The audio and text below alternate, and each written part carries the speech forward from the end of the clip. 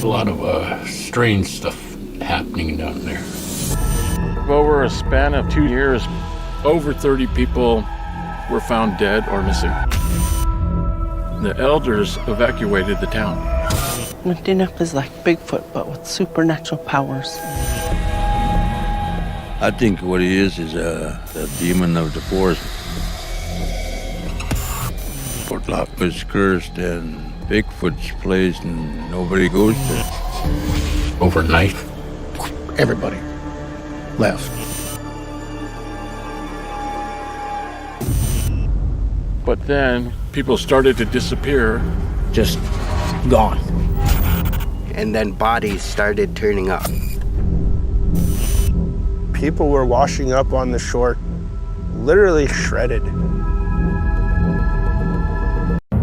Something just killed my dog. Something killed your dog? My dog went flying through the air over the tree. I don't know how it did it. Okay.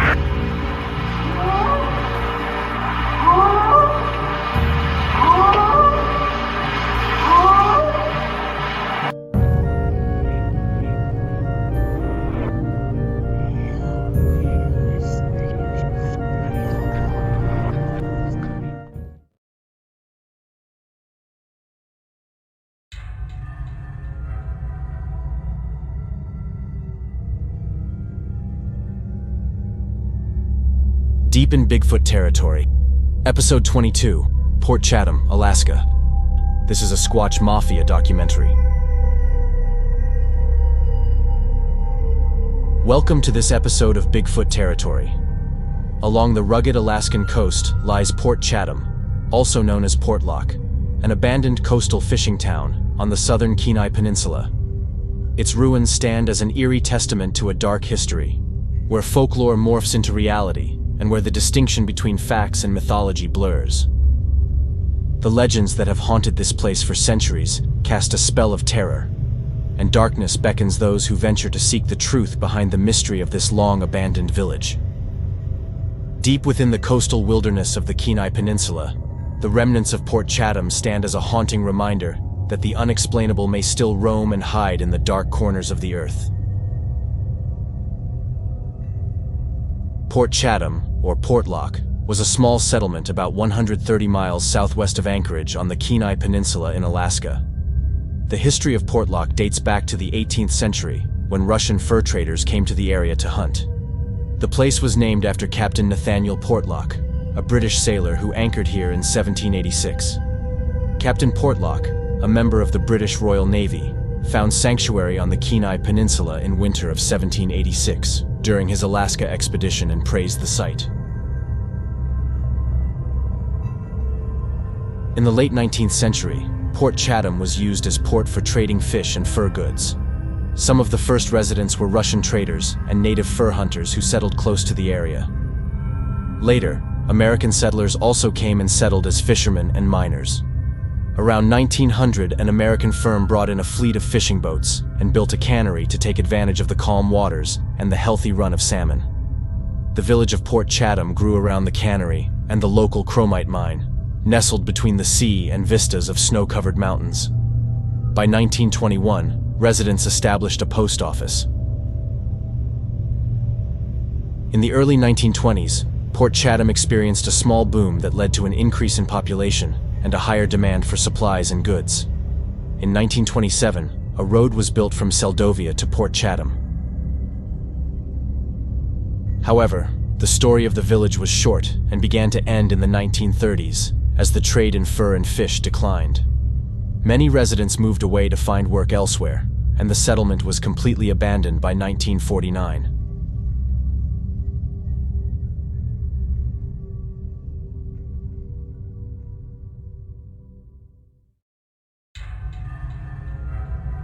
Over the decades, legends and rumors persist that the abandonment of Port Chatham was primarily due to missing residents of the town, unsolved murders, and mysterious and haunting encounters and sightings in the forests and coastal areas around Port Chatham. Various newspaper articles, reports, and books have documented the events since the late 1960s. Many eyewitnesses and former residents of the village have been interviewed.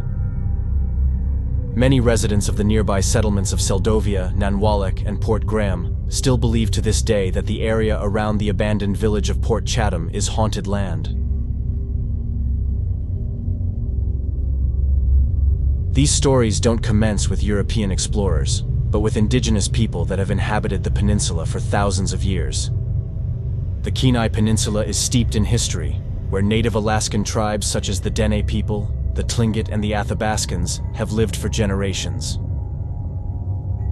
Their stories and legends speak of large humanoid creatures, the Nantinaq, or the Kushtaka, that wander in the dark wilderness of the peninsula. The area of Port Chatham never has been settled by native people, and is said to be cursed since generations and centuries. Since countless generations, this region of the Kenai Peninsula is seen as habitat of what the natives call the Nantinaq, or the Kushtaka. Kushtaka, a Tlingit term, can be translated to land otter man, while the Athabascans and the Dene refer to the creature as Nantinaq, a Dene term, used in the Kenai Peninsula dialects. It is literally translated as those who steal people. There are famous stories in native mythology in which people had actual encounters with the Kushtaka, or the Nantinaq. The indigenous people of the region fear the creature and avoid it, not to attract its attention or disturb its territory. It is also believed that the creature is a kind of patron saint for the region's wildlife, and that it can bring disaster and misfortune if disturbed. The stories about the creature known as Kushtaka, or Nantinaq, are deeply rooted in the culture and history of the indigenous people of the Kenai Peninsula. It is believed that these beings are living in the area since ancient times, interacting with the people and animals of the region. There are many different versions of the legends about the creature, but some common features seem to prevail. In many stories, it is described as large and hairy, with human-like features, and often with red eyes. Some stories also tell of its smell, which is described as fishy or musty. The creature is believed to be intelligent and spiritual, and capable of imitating human language. Some stories tell of indigenous people who were able to speak with the Kushtaka or Nantinaq, and the creature is described as trickster-like, playing pranks or putting people in danger. In other versions of the legends, the creature is described as extremely aggressive and territorial, attacking or killing hunters who have accidentally entered its territory. It is said that the creatures mark their territory by ramming large trees upside down into the earth, with the tree roots pointing to the sky. These pictures, taken from the documentary Monsters and Mysteries in Alaska, were recorded on Prince of Wales Island. Join Squatch Mafia at Patreon to watch the entire documentary.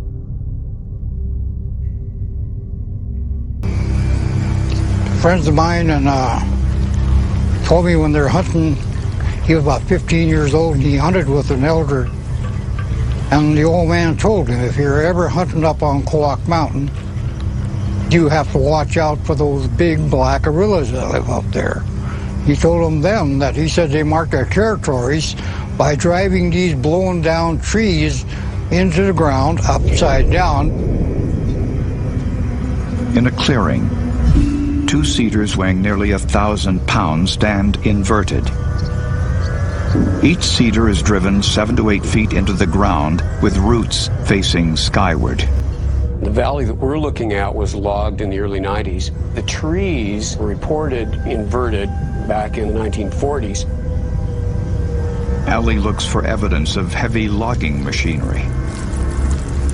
The 11-foot cedar has nothing other than very minimal marks on it. Even a grapple would have left some serious marks in order to place it in a completely vertical position. There's no evidence the trees are a hoax. The local legend is clear what they believe is responsible.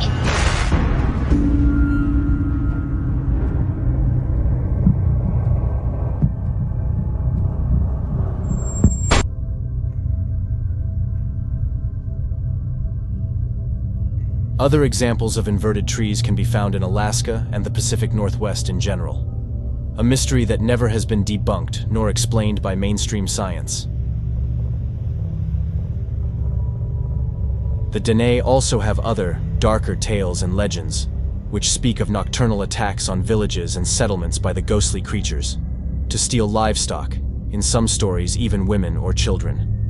Also, it is said that the Nantinaq preys on lone wanderers and hunters in the wilderness and the forests at night, the reason why the Dene and the Athabascans call the creatures those who steal people. These stories were passed down from generation to generation. The story of Port Chatham as a Western settlement basically began in the late 19th century. Around 1900, a cannery was built, and the settlement grew slowly on the rugged southern coast of the Kenai Peninsula.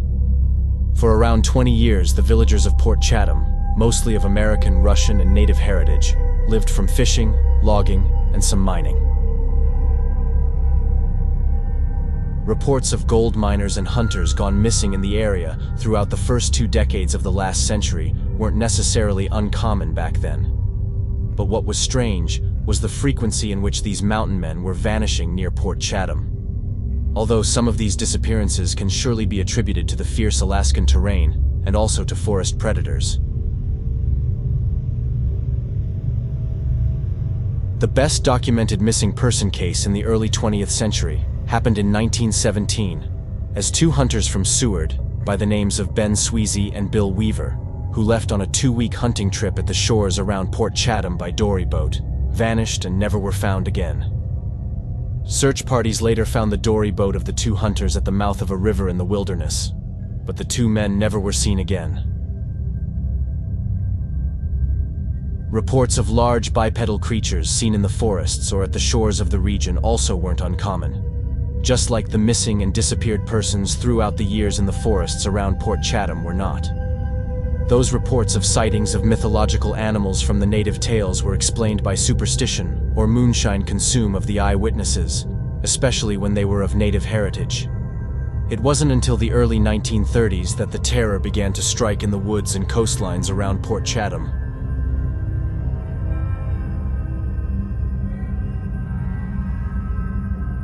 The first time the people of Port Chatham seriously began to remember the old native legends was in January 1931, as a logger named Andrew Camluck was killed in the forests outside Port Chatham while doing logging works. He was found dead after suffering a heavy blow to the head.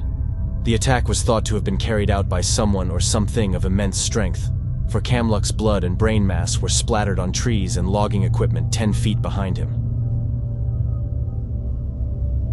Also, the logging equipment, heavy machines made of steel and iron, was so heavily damaged that it was hard to find a rational explanation for what happened at the murder scene. An atmosphere of terror began to rise among the loggers, hunters, and miners of the area. It is said that the first residents, mostly those of native families, already began to leave the small settlement after this event and moved to different places and towns on the peninsula. Later in the same year, in the spring of 1931, a well-respected Port Chatham fisherman named Tom Larson reported seeing a gigantic hairy creature walking on 2 legs on the forested coastline outside of Port Chatham in the morning hours, while Larson was returning from a fishing trip on his boat. He said the huge creature was looking at him and his boat, and he was lucky to be on boat far away from the coastline.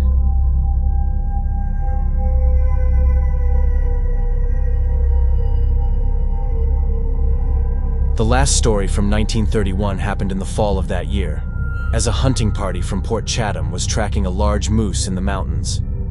After several hours of tracking, they found that the moose had already been tracked by something else, something that left 18-inch human-like footprints.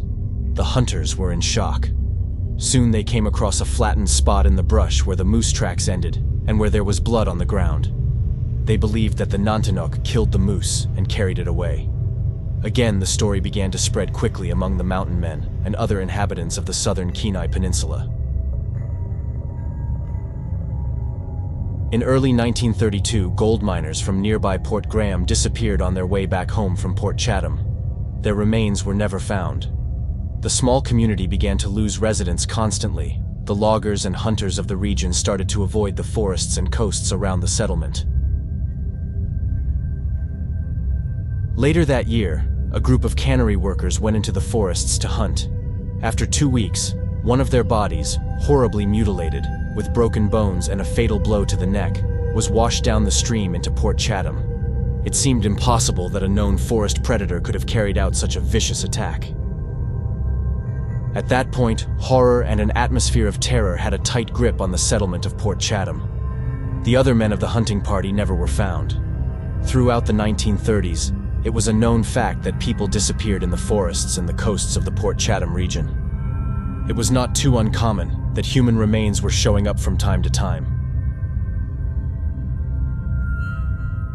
The residents of other settlements and villages of the southern peninsula began to avoid Port Chatham totally.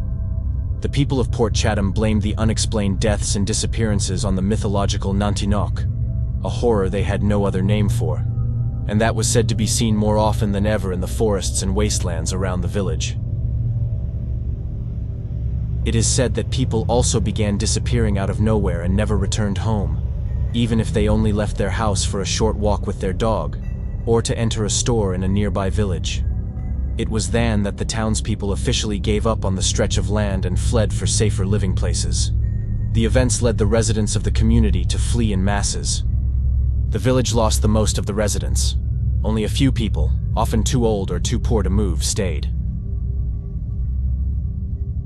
From around 1938 to 1940, it is reported that several Dal sheep hunters had disappeared in the hills outside Portlock, often in sight of the settlement.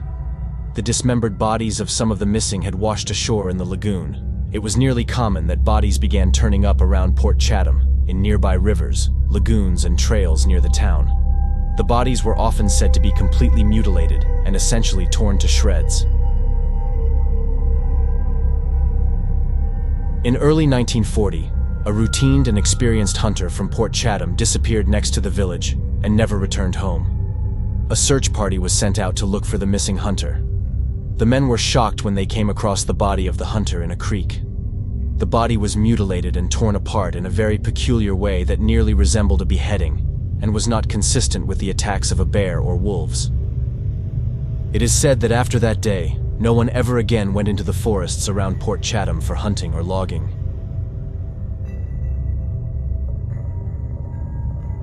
In the next months and years, the settlement was fully abandoned. Only empty buildings remained.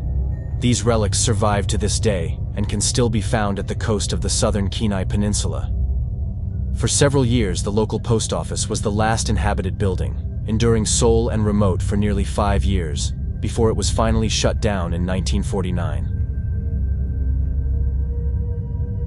One last historic event from the abandoned area of Port Chatham was documented in the year 1968, nearly 20 years after the last resident of the settlement moved away. According to the 1969 Alaska magazine, a goat hunter was tracking game in the Portlock area in winter of 1968, as he was stalked by a creature that chased him out of the forests. He later described the animal as being extremely large, bipedal, and covered with fur. He said the animal was no bear, and he was sure he never saw something like this before, nor had he heard of such an animal. This is the last historic event from the Port Chatham area known to the public.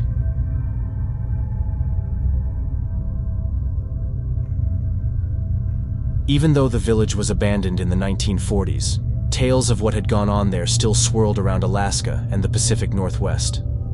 The events of Port Chatham were widely documented in a series of articles from the Anchorage Daily News, as well as in other newspaper articles. Various former residents of the settlement were interviewed in these articles.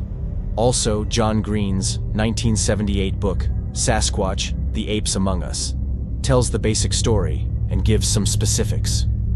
In the book, former residents are quoted that all people left the village by 1949 due to the gruesome attacks and still refuse to go back. In the United States Census, the settlement of Port Chatham was mentioned only once, in 1940, as unincorporated village with 31 residents. It was not mentioned before, nor again in the following years. Interestingly, the settlement was again mentioned in 1981, again with 30 residents, as people from nearby villages tried to re-establish the settlement. But there were no further appearances in the census until 9 years later, as the settlement was again completely abandoned in 1990. Today, some Alaska publications say travel to Port Chatham is possible via ATV, but most locals would dispute that. the only real way to reach the remains of Port Chatham is to travel there by boat or by plane. Many dismiss the tales that have come out of Port Chatham due to the aggressive nature of the Nantinnok, as the locals called the creature. But there are more historic encounter stories from Alaska that are more vicious and aggressive than the most known Sasquatch encounters. In 1900, a group of hair-covered creatures ran at a prospector who had climbed a tree in an attempt to get his bearings near Thomas Bay, Alaska. The prospector said, "They were the most hideous creatures. I couldn't call them anything but devils," he said. The prospector was injured but survived. In 1920, a man named Albert Petka, who lived on his boat near Nulato, Alaska, was attacked by what he described as a bushman or a Neanderthal. He survived the attack, but Petka's injuries proved fatal. He was able to tell the story of the attack before dying. A similar story comes from 1943, during the height of the siege of Port Chatham, from a place named De Wild's Camp near Ruby, Alaska. The victim, a man named John Meyer, was a Dutch mountain man. He said he was attacked by a large gorilla-like animal outside the camp and badly beaten by the attacker. Meyer was able to get to his boat and travel to the nearest village to seek help, but he died of internal injuries a few days after arriving in civilization.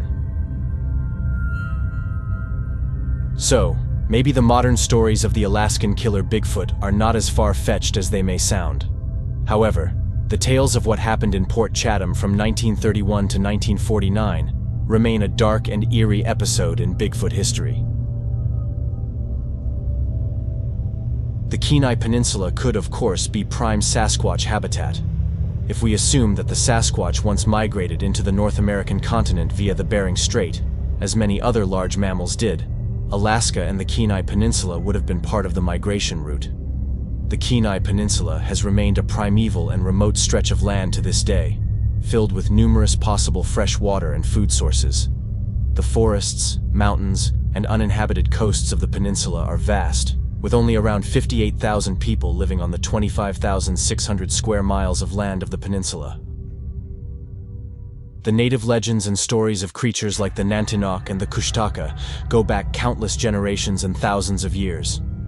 Also, the number of unsolved cases of missing or disappeared persons in Alaska remains shockingly high, year after year.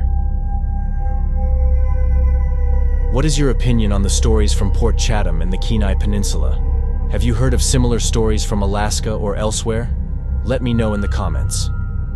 Hit the like button if you have enjoyed this episode of Bigfoot Territory. Subscribe to the Squatch Mafia channel at YouTube for more videos on Bigfoot and Sasquatch. Check out Squatch Mafia at Patreon and TikTok for extra content. Thank you for watching.